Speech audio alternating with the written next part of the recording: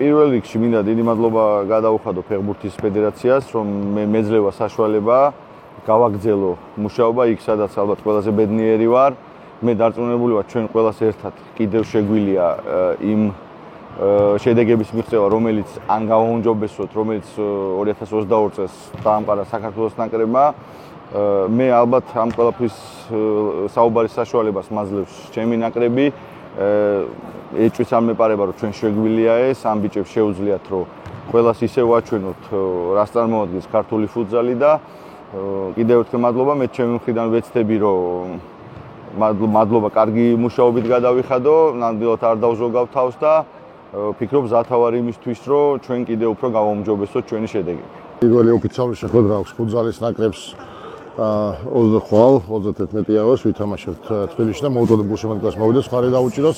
ძალიან მნიშვნელოვანი შეხვედრები გველის, როგორც ხვალ აგრეთვე გასვლითი ბულგარეთთან გამეორებითი და ამ მატჩებში გამარჯვების შემთხვევაში ვინარჩუნებთ ჩანს ევროპის ჩემპიონატზე გავიკვლიოთ გზა.